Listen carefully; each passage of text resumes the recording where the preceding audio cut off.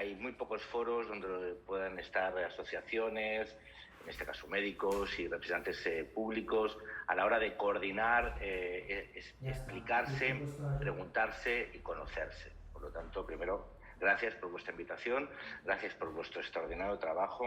Deciros que aquí yo creo que una mayoría de los que estamos en el Parlamento Europeo estamos como representantes del conjunto de los ciudadanos de España y que por suerte en algunos temas los colores políticos pues se dejan de lado y se pone como prioridad los derechos, los intereses y las necesidades de nuestros ciudadanos. En primer lugar, quería deciros que lo conseguido en el Parlamento fue un hito histórico. 676 votos a favor, 4 en contra y 8 abstenciones.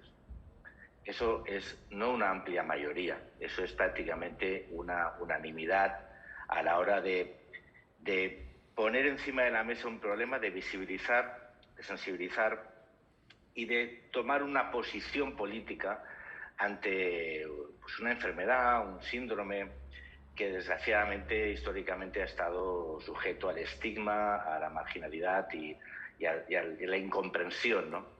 Por lo tanto, que el conjunto de fuerzas políticas del Parlamento Europeo, sus diputados, apoyen una resolución como la que se aprobó, es una grandísima y una extraordinaria noticia en sí misma. Es, sin duda, un antes y un después. Es un hito histórico y marca un espacio de oportunidad. ¿Es suficiente? No. Es un paso muy importante y seguramente es un primer gran paso muy importante a la hora de entender que este es un problema que afecta a millones de europeos y que tiene que haber una estrategia conjunta y común a la hora de abordar. Por lo tanto, eso es una extraordinaria noticia. Mira, yo a veces digo que es fácil ponerse de acuerdo en cosas que no comprometen a nada, pero esta es una propuesta de resolución que compromete mucho. Conocéis bien la propuesta, no voy a insistir en los aspectos importantes que destacaba. Yo después hice, como bien comentabas, en junio una pregunta a la Comisión de cómo se iba a aplicar este mandato político. ¿Sabéis cómo funciona? Es un poco como en nuestro país, está el Parlamento, el Congreso, y después está el Gobierno. Y bueno, el Parlamento a veces toma decisiones que el Gobierno tiene que implementar, ¿no? Entonces el Parlamento ha sido prácticamente unánime. Ha dicho, queremos que haya unos fondos específicos para que se investigue esta enfermedad. Queremos que haya un registro europeo, que es algo muy importante, es decir, que haya un registro, por lo tanto haya una armonización en la recoger los datos, que yo creo que el profesor, el doctor Juan Carlos Segovia lo dejaba, creo que es muy importante, una recolección homogénea y armónica de los datos a la hora de tener suficiente información y que hubiese, como te decía, una sensibilidad acerca de la situación, ¿no? Entonces, pregunté, en este caso, a las comisarias de las áreas en cuestión, qué iban a hacer para aplicar la decisión del Parlamento, llevarla a cabo, ¿no? La respuesta, te tengo que decir, yo me gusta ser claro, no fue la esperada. No fue la esperada porque el mandato del Parlamento era un mandato muy claro y muy contundente y sobre todo prácticamente unánime. Y la respuesta fue un poco decepcionante. Dicho lo cual, a mí me interesa mucho sobre todo qué vamos a hacer y qué hay que hacer. Los análisis descriptivos están muy bien, pero creo que a todos nos interesa saber qué tenemos que hacer y sobre todo cómo vamos a avanzar.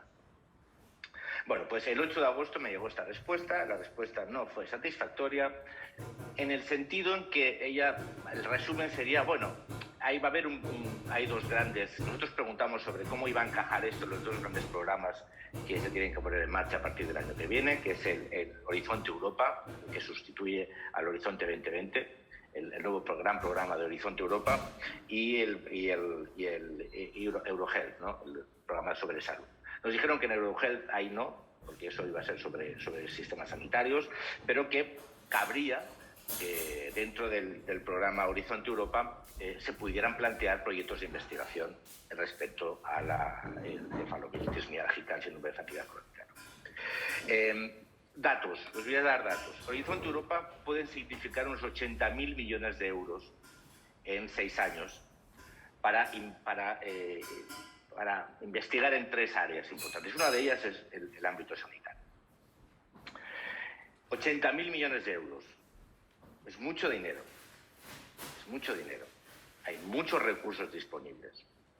Y es necesario que, con independencia que haya partidas específicas destinadas a la investigación sobre la encefalitis miálgica, haya la capacidad de acercarse desde lo que serán las posiciones del programa o los aspectos que el programa busca realizar. ¿Cabe la investigación sobre la encefalitis miálgica dentro de este programa? Sí. Sí. Y es muy importante para ello entender cuál es el objetivo del programa y, sobre todo, algo que es clave, que hay una coordinación entre los equipos de investigación. Mirad, hace muy poco, que supongo que lo conoceréis, en mayo ha habido una propuesta en el Congreso norteamericano de un congresista para desarrollar una ley, la HR 757, sobre investigación en fibromialgia en Estados Unidos. Ella hablaba de algunos elementos que son claves, que son muy importantes. El desarrollo de una agenda de investigación, la coordinación de los equipos de investigación y después un programa de investigación. Lo que quiero decir es, si queremos que los equipos de investigadores puedan participar del programa Horizonte Europa, lo que tiene que haber es, primero, una capacidad de coordinación entre los equipos de investigación, establecer unas líneas de investigación claras, es decir, de desarrollar una agenda de investigación y proponer los programas de investigación. Europa, básicamente, lo que le interesa es generar con este tipo de programas, evidentemente, además de la investigación, fomentar la coordinación entre investigadores, evitar la atomización, que es perjudicial porque gestiona peor los recursos, porque drena capacidades, buscar aunar equipos de investigación que se desarrollen unas líneas de investigación, que se coordinen y presenten programas comunes. Esa es una vía muy interesante, muy interesante. Y creo que ahí me gustaría después que los investigadores o las personas que estáis tratando directamente sobre el tema también nos ayudaseis y nos explicaréis cómo está la situación. En España, lo digo porque a la hora de acercarse los recursos va a haberlos en Europa.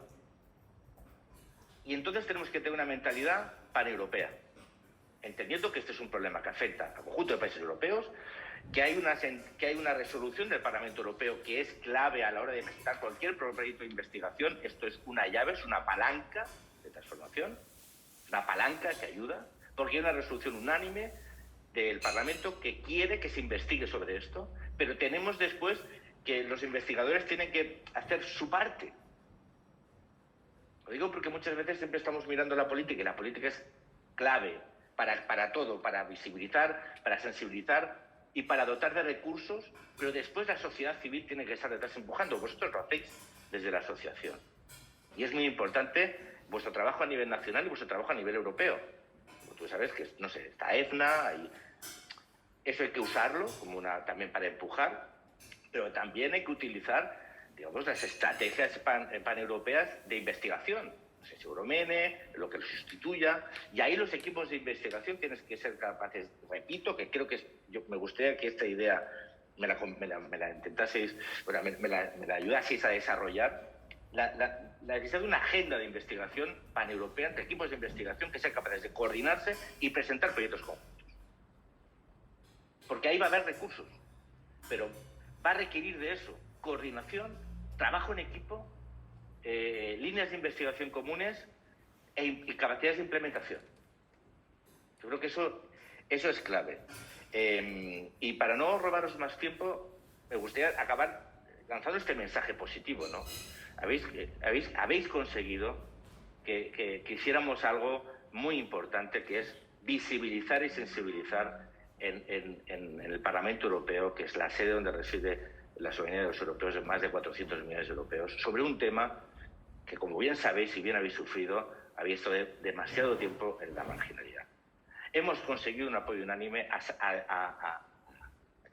a una idea que lo que dice es que necesitamos recursos para investigar sobre esta enfermedad. Y hay un momento de oportunidad, como bien decía el doctor muy importante.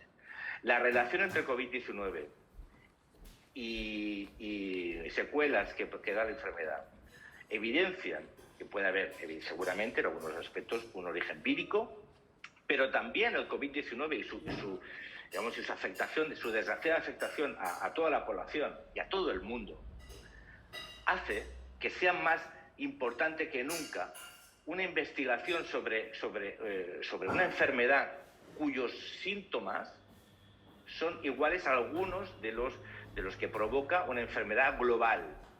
Y que ese también es una buena palanca para lanzar vías de investigación que os pueden favorecer directamente como personas que sufren esta enfermedad, ¿no?